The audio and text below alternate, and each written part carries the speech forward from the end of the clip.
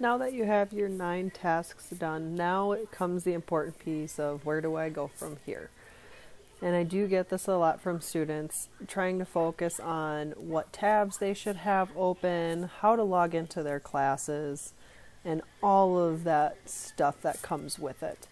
So what I'm going to do is focus on the important tabs you should have open while you're working online, as well as where to find your login information in your student task letter. So in your student task letter in task 3, where you write down your login information, whether you are using your task letter or using wherever you have this information written down, you want to be using your username and your password. Again, the student task letter is not for any specific student. However, you would find your username after the bold word username that's highlighted here, and the password would follow that. Oops. And those are going to be the pieces that you need in order to log in. So now comes the question, where do I go? Where do I get my classes? How do I find in login pieces and things like that? So I have a bunch of stuff bookmarked, as you can see, and it's because it's easy access for me. So with this, we're looking at the Minos website, just the main home page, nothing specific just yet. And when you go to the main home page, you can see this little tab row that's red, and then the very last option is called Login. And if you click on that, it brings you to the page where we have all the links that you need to know about, both for students, for parents, guardians, as well as staff, aka myself. So we're going to focus on the student login area. You'll notice you have your student desktop, that is also called Citrix, your courses, which is Blackboard Learn, and then you have your Infinite Campus link to access your schedule and your official grades. Yes, you should be looking at your schedule every quarter. Otherwise, we have students not realize what classes they're taking or what part of the course that they're enrolled in. It is very important that you check your schedule. You have your email account link and then the Minos Tech support. So these 5 links are going to be the main pieces you will use during the entire school year. I always recommend that when you're working, you use your student desktop. It is there to make your life easier. It has all the plugins put into it. Again, it's like a mock desktop. So if we're looking at the screen now, this is my personal desktop. Students have what we call a student desktop where you log in and it actually creates almost like a computer within a computer. And the system that we use has all the plugins you need, the browsers, the programs. It has Microsoft Word, Excel, everything that you would need to use and to be successful and have everything go smoothly is in the student desktop. So I always recommend that students use Citrix or the student desktop. Next up is Blackboard or your courses. So the 3 things that I always like to have open, and you would have these open within your student desktop, would be Blackboard, which I have up here, and then Infinite Campus is this yellow icon up here, and then my email account, which is up here. Tech support is optional as long as you know to go back to the Minos webpage or how to access it in your courses. It'll go very smoothly for you.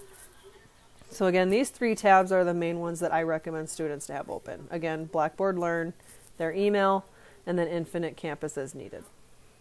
So now, let's talk a little bit more about Blackboard Learn.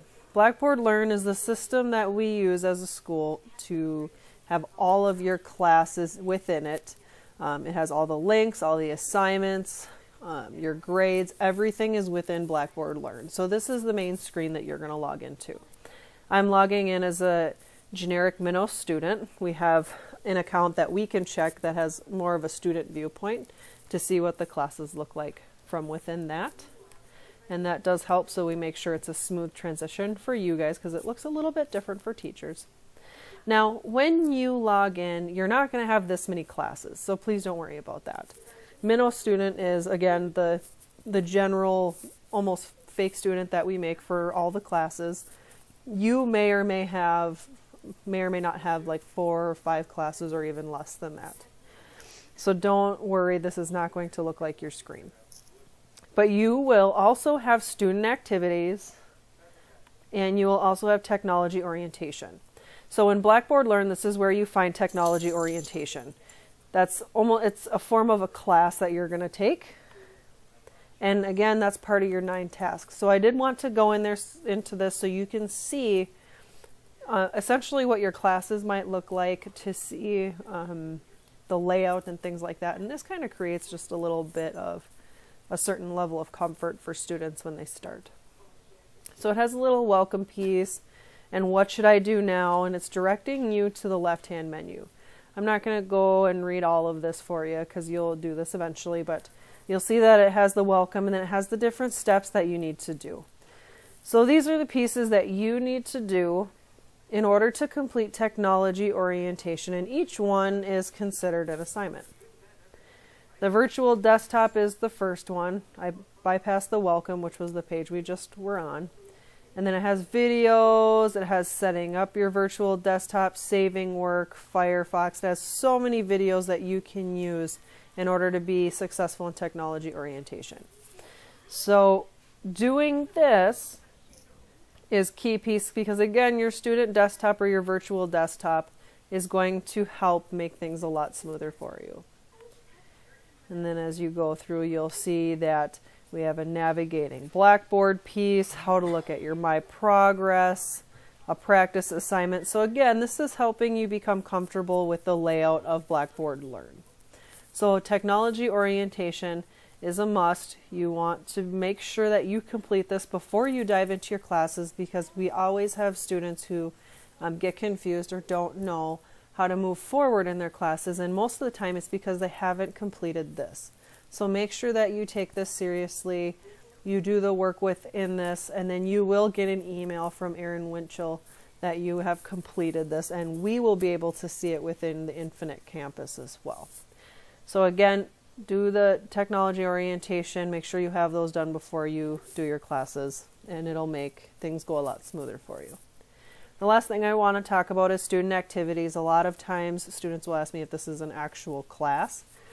It is not an actual class.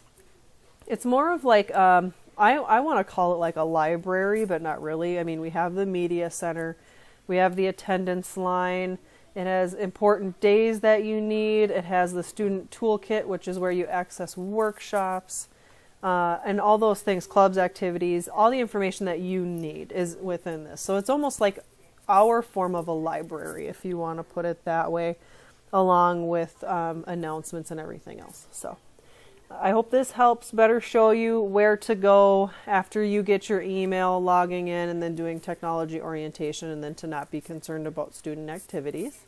And then if you have any questions, again, be sure to email your counselor or your Minos advisor, and you can find that when you log into Infinite Campus to look at your schedule.